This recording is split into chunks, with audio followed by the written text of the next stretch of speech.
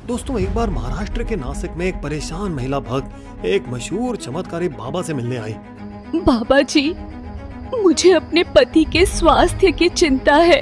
होनी भी चाहिए बेटा, तुम्हारे पति पर ग्रहों का बहुत बुरा साया जो है, लेकिन अब टेंशन की बात नहीं, तुम सही जगह आए हो। ये लो, ये जल पी लो, ये पवित्र जल है, तुम्हारे पति बिल्कुल ठीक हो जाएंगे। दोस्तों ये थे खुद को गॉडमैन बाबा कहने वाले अशोक खरात, नासिक के सबसे मशहूर या कहें बदनाम ज्योतिषी, अंक शास्त्री और मंदिर ट्रस्टी। तो अब जैसे ही उस महिला ने वो जल पिया, उसे कुछ अजीब सा लगने लगा। उसकी आंखें भर आई, दिमाग सुन्न हो गया और उसके होश उड़ने लगे।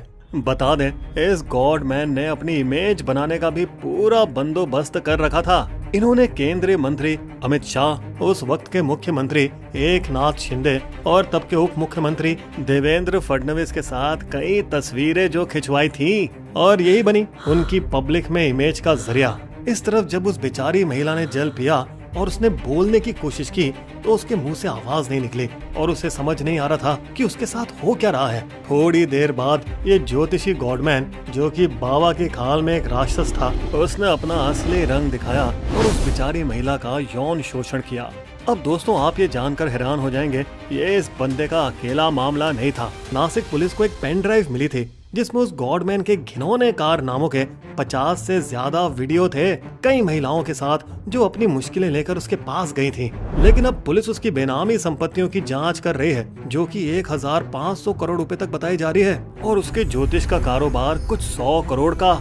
और सबसे अचंभव की बात तो ये सामने आई कि महाराष्ट्र महिला आयोग की चेयरवुमन इसी गॉडमैन के मंदिर की सदस्य थी, रूपाली चाकणकर। तो वैसे दोस्तों आपने बॉबी देओल की वेब सीरीज आश्रम तो जरूर देखी होगी ना, जो कि ऐसे ठग बाबा की कहानी थी जो लोगों की आस्था का फायदा उठाकर अपना साम्राज्य खड़ा कर रहा था। और आपने ये सोचा होगा कि ये सब तो सिर्फ वेब सीरीजों में ही होता है, पर नहीं, ऐसा असलियत में नासिक में भी हो रहा था, सबकी आंखों के सामने सालों तक। और आज हम आपको बताएंगे इस ठग बाबा की पूरी कहानी, एक गरीब गांव के लड़के से लेकर उसके गैर कानूनी साम्राज्य के खत्म होने तक की पूरी दास्तां।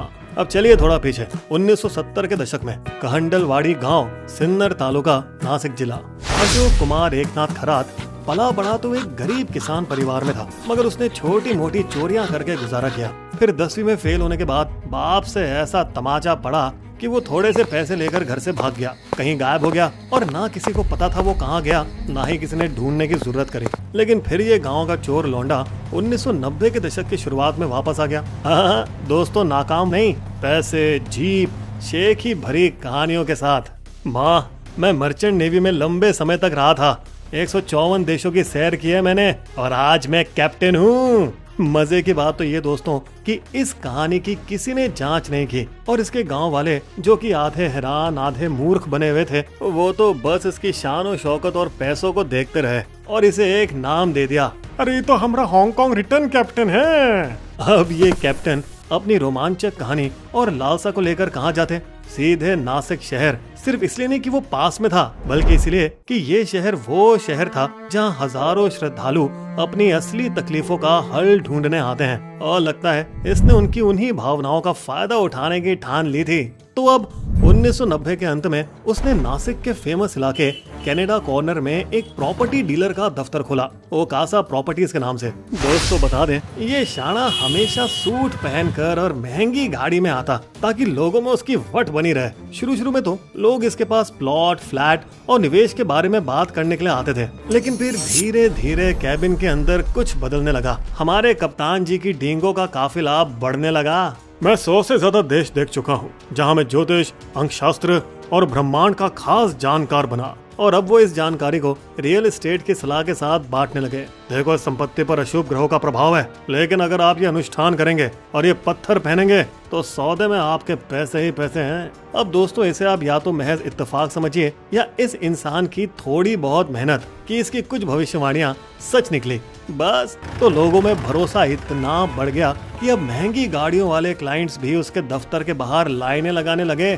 जो उन दिनों इस ढोंगी के साथ की एक मीटिंग के लिए 10,000 रुपए देते थे, जो कि 2 दशक पहले बहुत ही बड़ी रकम थी। मतलब हमारे कैप्टन बाबा की इतनी मांग बढ़ गई कि इनसे मिलने के लिए कई दिनों तक की वेटिंग लिस्ट लगने लगी। और दोस्तों इसका सबसे बड़ा मार्केटिंग हथियार बना वेटिंग रूम की फुसफुसाहट, जहां बेचैन लोग घंटों बैठकर अपने टर्न का इंतजार किया करते थे। कैप्टन ने बोला था इस महीने कुछ बुरा होगा, और हुआ भी।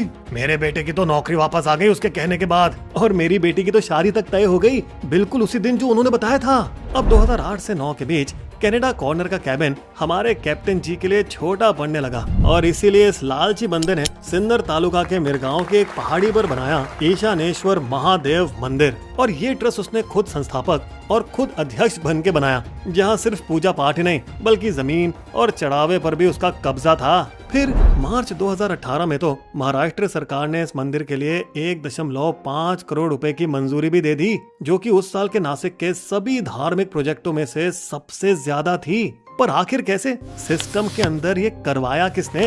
दोस्तों इस सवाल का जवाब तो जांच करने वाले आज भी ढूंढ रहे हैं। खैर, अब हमारे कैप्टन सही मायनों में जैसे इच्छाधारी गॉड मैन बन चुके थे। ये तंत्र मंत्र और वशीकरण से साधारण पत्थरों और बीजों पर झूठे मूठे मंत्र करता था, और फिर उन सस्ती चीजों को पवित्र वस्तुएं बताकर 10,000 से 1 लाख तक में बेचता था।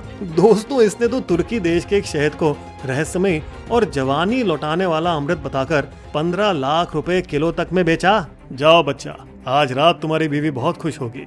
मगर इन सब से भी ऊपर उसकी नाटक भरी एक चाल थी। मंदिर में पूर्णिमा और अमावस्या की रात में जहाँ जब अंधेरा होता तो वो कुछ चुनिंदा अमीर भक्तों को एकदम जरा सी रोशनी वाली जगह में ले जाया करता, और उस जगह एकदम से कोई सांप प्रकट हो जाता, करीब 20 फुट लंबा, फन फैलाए जैसे देवी आदेश पर वो लहरा रहा हो, जिसे देख कुछ भक्त तो वहीं बेहोश हो जाते, जिसमें पुलिस को यह शक था कि सांप प्लास्टिक का खिलौना था जो शायद रिमोट से चलाया जाता था। मगर उस वक्त किसी को शक नहीं हुआ, और हमारे गॉडमैन ने इस डर का पूरा फायदा उठाकर पुणे के बिल्डर राजेंद्र जसूत को डराया। बच्चा, नाग देवता बोल रहे हैं कि मैं 21 देशों की यात्रा करूं, तब मुझे रहस्यमय शक्तियां मिलेंगी। अगर तूने मना किया तो नाग देवता क्रोधित हो जाएंगे और तू सांप के काटने से मारा जाएगा।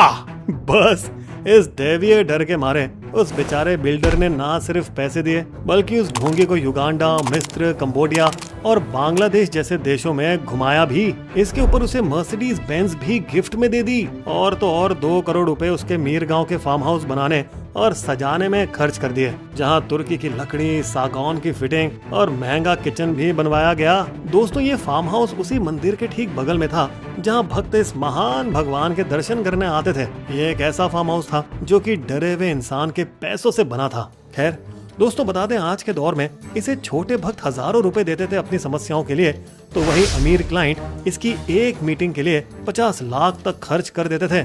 मतलब मजे देखिए, कैसे एक लड़का गरीब गांव के चोर से लेकर आलीशान फार्म हाउस और गाड़ियों तक का मालिक बन गया, कैप्टन बन चुका था, नंबर 1 गॉडमैन। और बता दें उसका दबदबा सिर्फ आम लोगों तक नहीं था, वो देश के बड़े बड़े नेताओं के साथ तस्वीरें दिखाया फिरता था, जैसे एनसीपी अजित पवार गुट की नेता रूपाली चाकणकर, जो कि मंदिर ट्रस्ट की सदस्य थी। बल्कि हद तो उस बात की है कि उनके उसके पैर धोते हुए और उसके ऊपर छाता पकड़े हुए वीडियो गिरफ्तारी के बाद वायरल हुए हैं। बड़ा सवाल तो ये है कि आखिर किसकी मदद से ये इतना शक्तिशाली गॉडमैन बन गया कि बड़े बड़े अफसर इसके सामने हाथ जोड़कर आने लगे। बाबा जी प्लीज मेरा ट्रांसफर और प्रमोशन करवा दीजिए। हो जाएगा, लेकिन फिर मंदिर का ख्याल भी तुम्हें ही रखना पड़ेगा।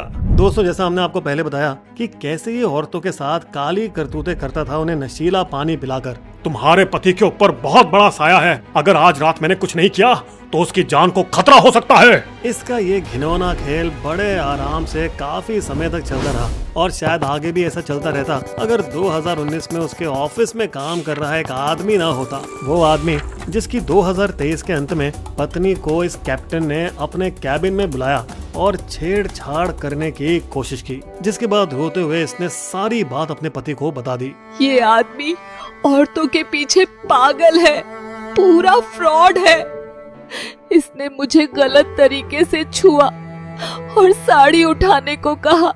पहले तो उसे यकीन नहीं हुआ, मगर उसने थोड़ा थोड़ा ध्यान देना शुरू किया। उसने देखा कि कैसे कपल साथ में कैबिन के अंदर जाते थे, फिर कुछ देर बाद पति को बाहर निकाल दिया जाता था और औरत को अंदर अकेला रोक लिया जाता था, स्पेशल उपचार के नाम पर। इसके बाद उस आदमी ने चुपचाप कुछ जोड़ों से बात की, जिन्होंने उसे अपनी परेशानियों के बारे में बताया। बस इसके बाद उसने एक डेयरिंग कदम उठाया। उसने कैबिन में एक हिडन कैमरा लगा दिया और अगले 2 साल तक सब रिकॉर्ड करता रहा। अब दोस्तों यहाँ ताज्जुब की बात तो ये है कि 29 दिसंबर 2025 को हमारे ढोंगी कैप्टन खुद पुलिस के पास गए। सर, मेरा स्टाफ मुझे ब्लैकमेल कर रहा है, मेरा फेक वीडियो बनाकर मुझे फंसा रहा है। बता दें, तब तक वो स्टाफ का आदमी अपनी जान के डर के मारे छुप चुका था। फिर फरवरी 2026 में कुछ दोस्तों और पत्रकारों की मदद से उसने महाराष्ट्र के मुख्यमंत्री तक पहुंचने की कोशिश की। इसके बाद सीएम देवेंद्र फडणवीस ने तुरंत एक्शन लिया और आईपीएस ऑफिसर तेजस्विनी सतपुते की अगुवाई में उन्होंने एक एसआईटी टीम बनाई। इसके बाद वो स्टाफ वाला आदमी सच लेकर सामने आ गया और पुलिस को उसने वो पेन ड्राइव दे दी जिसमें इस ढोंगी गॉड मैन के सारे काले करतूत का रिकॉर्ड था। पुलिस ने उसके ठिकानों पर छापा मारा, जहां से एक बंदूक, गोलियां, करीब 8 लाख रुपए कैश, लैपटॉप और करोड़ों की प्रॉपर्टी के कागजात मिले। दोस्तों, आप मानेंगे नहीं, उस कैप्टन के लैपटॉप में भी बहुत सारी चीजें थी, जैसे उसके काले करतूतों के वीडियो जो उसने खुद बनाए थे। फिर मार्च 2026 के अंत तक उस पर 8 केस दर्ज हो चुके थे, 7 यौन शोषण के और एक एक्सटॉर्शन के भी। इस तरफ एसआईटी और पुलिस हेल्पलाइन पर लगातार महिलाओं के फोन आ रहे थे, जिनकी बातों की जांच करके अब केस तैयार किए जा रहे हैं। पीड़ित परिवार तो बेचारे डर और समाज के तानों में जी रहे हैं। दोस्तों, बता दें कि एसआईटी अब ये भी देख रही है कि क्या इस आदमी पर काला जादू और नर बलि वाले कानून भी लागू हो सकते हैं। आखिरकार आम जनता और सरकार के बढ़ते दबाव के बाद महिला आयोग की हेड रूपाली चाकणकर को इस्तीफा देना ही पड़ा। मजे की बात, कैप्टन अब जेल में है और कानून की हिरासत में है। बहरहाल, ये सोचकर दिल तो दुखता है कि इस पाखंडी ने कैसे लोगों की धार्मिक आस्था और विश्वास का इस तरह खिलवाड़ किया। लेकिन इससे भी बड़ा सवाल तो ये है कि अमीर और पढ़े लिखे लोग भी ऐसे ठगों के जाल में कैसे फंस जाते हैं। अंत में दोस्तों, हम ये पूछते हैं कि आखिर नासिक में हो क्या रहा है। बस अभी कुछ ही समय पहले टीसीएस बीपीओ के अंदर पुलिस ने 1 महीने तक अंडरकवर ऑपरेशन चलाया और यौन शोषण, जबरदस्ती और जबरन धार्मिक दबाव के एक बड़े घोटाले का पर्दाफाश किया, जिसे कुछ लोगों ने कहा है कॉर्पोरेट जिहाद। हम आने वाले हफ्तों में इस पर भी जरूर वीडियो डालेंगे। बिस्बो की शायरी। ढोंगी बाबा एक है, नाम है अशोक कुमार, महिलाओं को फंसाकर करता था व्यभिचार, लेकिन धर्म का नाम वो करता रहा धर्म, पड़ा हुआ अब जेल में भोग रहा है कर्म। हमारे वीडियो कंटेंट के सोर्सेस आपको डिस्क्रिप्शन में मिल जाएंगे।